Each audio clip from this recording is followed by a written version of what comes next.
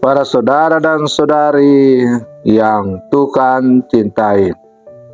Selamat pagi dan selamat bertemu lagi dalam renungan harian dari Paroki Santo Fransiskus Assisi APO, edisi hari Rabu, tanggal 23 Juli 2023, dalam masa biasa yang ke-16.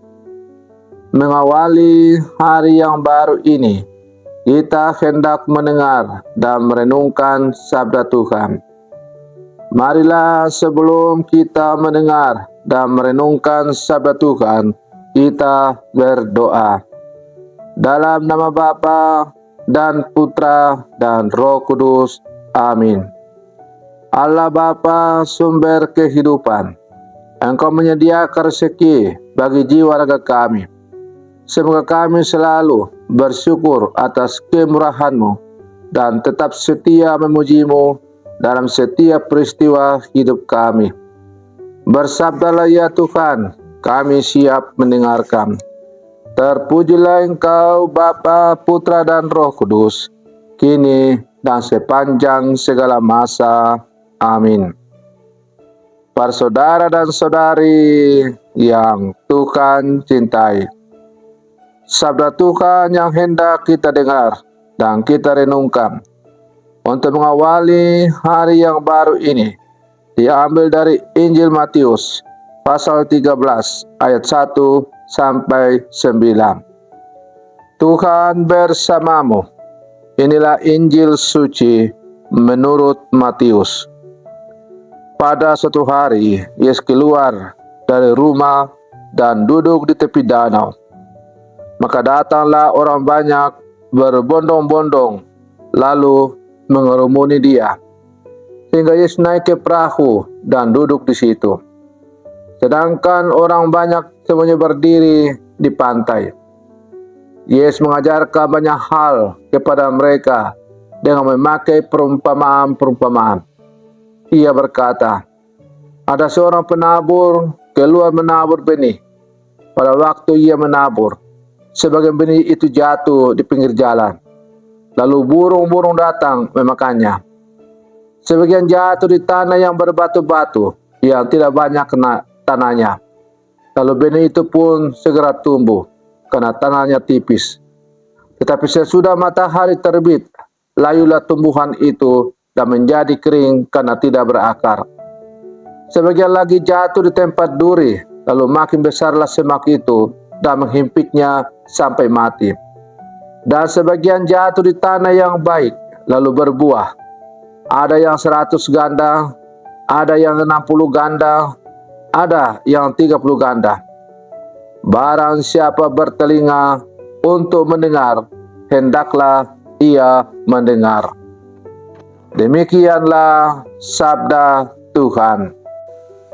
Para saudara dan saudari yang Tuhan cintai, sabda Tuhan yang baru saja kita dengar bersama pada hari ini mengajak kita untuk merenungkan bagaimana sabda Allah diterima dalam sebuah kehidupan kita, bukan sekedar cerita alegoris. Perumpamaan tentang benih ini merupakan cerminan nyata dari realitas iman kita. Maka mari kita merenungkan 4 jenis tanah yang digambarkan dalam perumpamaan ini dan bagaimana kita dapat memastikan agar sabda Allah berakar kuat dan menghasilkan buah yang melimpah dalam diri kita. Para saudara dan saudari yang Tuhan cintai. Pertama, tanah di pinggir jalan. Benih yang jatuh di sini segera dimakan burung. Ini menggambarkan orang-orang yang mendengar sabda Allah tetapi tidak memahaminya. Mereka terpengaruh oleh godaan duniawi sehingga pesan Injil tidak berakar di hati mereka. Godaan ini bisa berupa kesenangan sesaat, kekayaan, materi, atau ambisi pribadi. Mereka mudah teralihkan dan tidak memiliki komitmen yang kuat untuk hidup menurut ajaran Kristus. Bila mana mereka beriman maka iman tidak kuat. Ketika ada tawaran yang lebih menarik, misalnya untuk berkuasa, maka mereka rela meninggalkan imannya demi untuk meraih kekuasaan itu.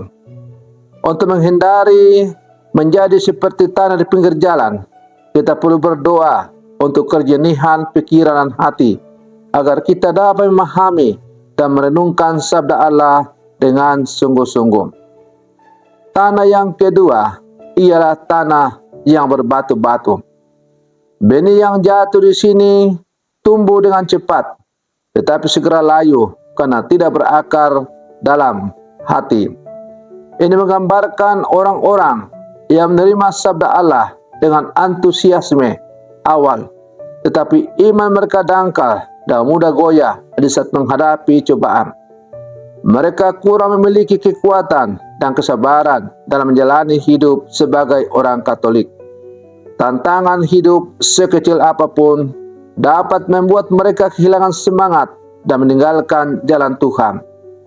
Untuk menghindari menjadi tanah seperti tanah berbatu-batu, kita perlu menumbuhkan akar iman yang kuat melalui doa, refleksi, dan partisipasi aktif dalam komunitas gereja. Para saudara dan saudari yang Tuhan cintai, jenis tanah yang ketiga ialah tanah berduri.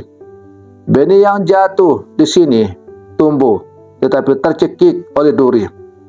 Ini menggambarkan orang-orang yang menerima sabda Allah, tetapi kekhawatiran dunia seperti kekayaan, kesenangan, ambisi, jabatan menghambat pertumbuhan iman mereka. Mereka terbagi antara keinginan duniawi dan panggilan untuk mengikuti Kristus. Mereka sibuk dengan urusan dunia sehingga tidak memiliki waktu dan energi untuk mengolah sabda Allah dan membiarkannya berbuah dalam hidup mereka. Untuk menghindari menjadi seperti tanah berduri, kita perlu memprioritaskan hal-hal rohani dalam hidup kita dan membuang segala sesuatu yang dapat menghambat pertumbuhan iman kita. Para saudara dan saudari yang Tuhan cintai, jenis tanah keempat adalah tanah yang baik. Benih yang jatuh di sini tumbuh subur dan menghasilkan buah berlimpah ganda. Ini menggambarkan orang-orang yang menerima sabda Allah dengan hati yang terbuka, baik dan jujur. Mereka memiliki iman yang kuat, tekun, dan sabar. Mereka mau berjuang melawan godaan dan tantangan hidup, serta membiarkan sabda Allah mengubah hidup mereka. Mereka menjadi teladan bagi orang lain dan menyebarkan kabar gembira Injil kepada sama. Untuk menjadi seperti tanah yang baik, kita perlu untuk selalu berusaha untuk mempersiapkan hati kita agar selalu terbuka terhadap sabda Allah dan berdoa agar kita diberi kekuatan untuk hidup sesuai dengan kehendak-Nya. Para saudara dan saudari yang Tuhan cintai, perumpamaan tentang penabur yang diperdengarkan kepada kita pada hari ini bukanlah untuk menghakimi, melainkan untuk mengajak kita merenungkan kualitas iman kita sebagai orang-orang Katolik yang hidup di zaman sekarang. Karena bagaimanapun, hidup panggilan orang Katolik harus menyatukan pilihan. Tidak mungkin kita menyatukan pilihan pada dua kategori sekaligus. Pilihan orang Katolik dalam hidup ini hanya selalu bersifat tunggal, yaitu satu. Tidak ada pilihan kedua, tidak ada pilihan ketiga, tapi yang ada hanyalah pilihan pertama, yaitu pilihan untuk setia kepada iman kita sebagai orang-orang percaya.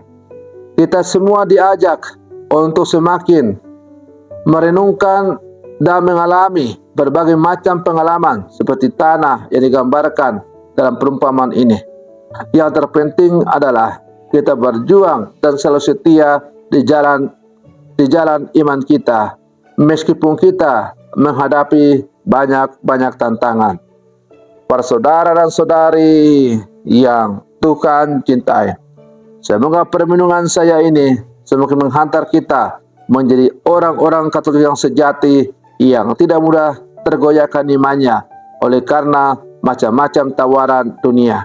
Sekali ia kepada Tuhan, tetap ia kepada Tuhan. Selamat pagi, Tuhan Yesus memberkati kita semua.